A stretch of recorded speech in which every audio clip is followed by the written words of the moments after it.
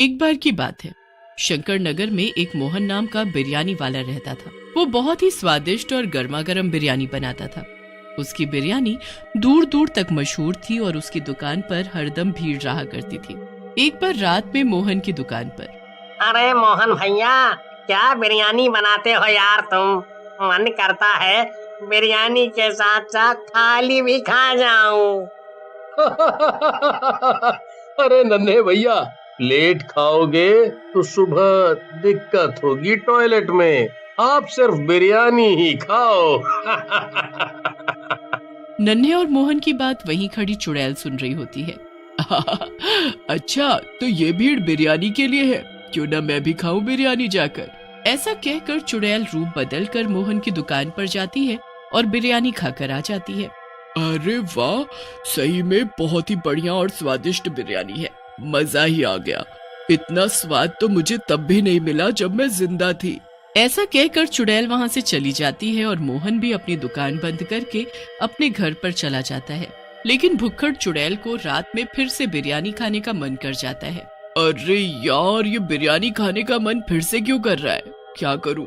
एक काम करती हूँ, उस मोहन नाम के बिरयानी वाले के यहाँ से खाकर आ जाती हूँ। चुड़ैल बिरयानी के लालच में मोहन के घर पर पहुँचती है। वहाँ मोहन और मोहन की पत्नी रज्जो बिरयानी खा रहे होते हैं। वैसे एक बात बोलूं पिंकी के पापा, तुमको मर्द नहीं औरत बनना चाहिए था। क्या मस्त खाना बनाते हो। रज्जो की बात सुनकर मोहन हंसते हुए कहता है। अरे मेरी रज्जो डार्लिंग, इस घर की मर्द तो तुम ही हो। चलो तुम खाओ, मैं जरा बाहर घूम कर आता हूँ। ऐसा कहकर मोहन वहाँ से चला जाता है। चुड़ैल घर के अंदर घुस जाती है और रज्जो के अंदर समा जाती है। रज्जो की आंखें डरावनी और लाल लाल हो जाती हैं। इस रज्जो के शरीर में रहूंगी तो रोज बिरयानी खाने को मिलेगी, मुझे मजा ही आ जाएगा। फिर चुड़ैल रज्जो के शरीर में घुसकर सारी बिरयानी खा जाती है। उसके बाद तो रज्जो मोहन से हर रोज बिरयानी पकवाती और रोज खाती। रज्जो की बदली हुई आदतें देखकर मोहन को शक होता है और वो रज्जो से पूछता है। अरे रज्जो, तुम पिछले कई दिनों से रोज बिरयानी खा रही हो, तुम्हारा कुछ और खाने का मन नहीं करता? मैं तो बिरयानी खा कर और देख देख कर परेशान हो गया हूँ। मोहन की बात सुनकर रज्जो मोहन से बोलती है। अब तुम बोर हो गए हो तो हम क्या करें? हम खाएं भी नहीं अपनी मर्जी का। जब तक मेरा मन है मैं बिरयानी खाऊंगी, समझे? अब जाओ अपना काम करो। रज्जो मोहन को डांट कर वहाँ से चली जाती है। मोहन भी अपने काम पर लग जाता है। एक रात चुड़ैल बाहर निकलती है और रज्जो से बोलती है। अरे रज्जो, तू तो बड़ी ही किस्मत वाली है। क्या मस्त बावर्ची पति मिला है तुझे, क्या मस्त मस्त बिरयानी बनाकर खिलाता है तुझे।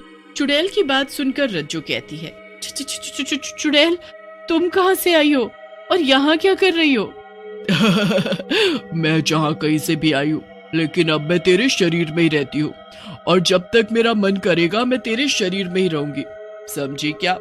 चुड़ैल की बात सुनकर रज्जो चुड़ैल से बोलती है। नहीं नहीं चुड़ैल जी, ऐसा मत करिए, मुझे जाने दीजिए। लेकिन चुड़ैल फिर से रज्जो के शरीर के अंदर समा जाती है। इस तरह कई दिन बीत जाते हैं।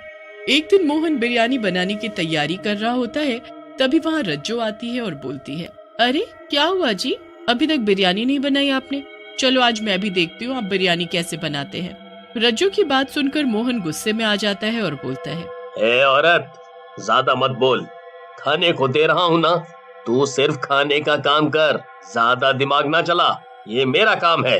मोहन को गुस्से में देखकर रज्जो वहाँ से चली जाती है। मोहन अपने काम में लग जाता है और बिरयानी बनाकर बाजार में बेचने चला जाता है। ये मोहन बिरयानी बनती देखने के नाम पर इतना क्यों उछल रहा है? ये ऐसा क्या करता है जो मैं नहीं देख सकती? मुझे पता लगाना होगा इसकी बिरयानी का राज। उसके बाद रज्जो मोहन पर नजर रखने लगती है, लेकिन बहुत कोशिशों के बाद भी उसे बिरयानी बनाने का तरीका पता नहीं चल पाता। लेकिन एक रात जब मोहन बिरयानी बनाने की तैयारी कर रहा होता है, रज्जो छिपकर देखने लगती है। जब से मैं इस बिरयानी में बच्चों का मांस मिला रहा हूँ, तब से लोग बहुत ही चटकारे लेकर बिरयानी खा रहे हैं। अगर ऐसा ही रहा तो मैं बहुत जल्द इस शहर का सबसे अमीर आदमी बन जाऊंगा। मोहन की बात सुनकर रज्जो हैरान रह जाती है और डरावनी आवाज में बोलती है। अरे ये मोहन तो बहुत बड़ा शैतान निकला। छोटे छोटे बच्चों का मांस मिलाकर इसमें खिला रहा है। इस दुष्ट की तो जान ले लेनी चाहिए। मुझे इसकी पत्नी को सब बताना चाहिए। ऐसा कहकर चुड़ैल रज्जो के शरीर से बाहर आ जाती है और रज्जो को मोहन के बारे में सब बताने लगती है, जिसे सुनकर रज्जो हंसने लगती है और बोलती है, चुड़ैल की बच्ची, ये सब मैं जानती हूँ। मोहन ये सब कुछ मेरे कहने पर ही तो कर रहा है। रज्जो की बात सुनकर चुड़ैल हैरान रह जाती है और गुस्से में बोलती है, क्या तुम दोनों इंसान कहलाने के लायक नहीं हो? तुम छोटे छोटे बच्चों को मार रहे हो। ये गलत है। मैं तुम दोनों को मार डालूंगी। लेकिन चुड़ैल जैसे ही रज्जो को मारने की कोशिश करती है, चुड़ैल रज्जो के आर पार निकल जाती है। चुड़ैल, तू मुझे नहीं मार सकती क्योंकि मैं पहले से ही मरी हुई हूँ। मेरे पति इंसानी बच्चों की बलि दे रहे हैं ताकि मैं जिंदा हो सकूं। रज्जो की बात सुनकर चुड़ैल गुस्से में बोलती है, तुम दोनों पागल हो गए हो। कहीं इंसान की बलि देने से भी कोई अमर हुआ है?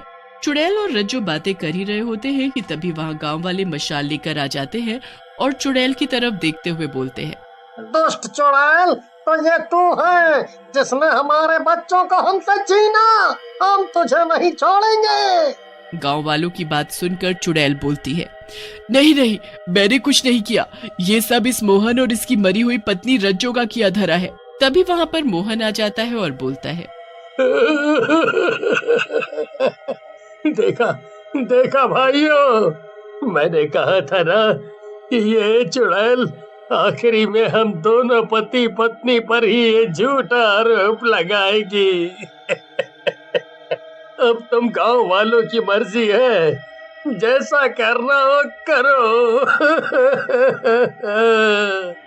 अरे कैसी बात करते हो मोहन भैया, हम नहीं जानते क्या आपको? आप कुछ मत बोलो, हमें पता है ये चुड़ैल झूठ बोल रही है। ये सब इसी ने किया है। ऐसा कहकर सारे गांव वाले चुड़ैल पर लाठी और डंडों से हमला कर देते हैं। चुड़ैल वहां से किसी तरह जान बचाकर भागती है।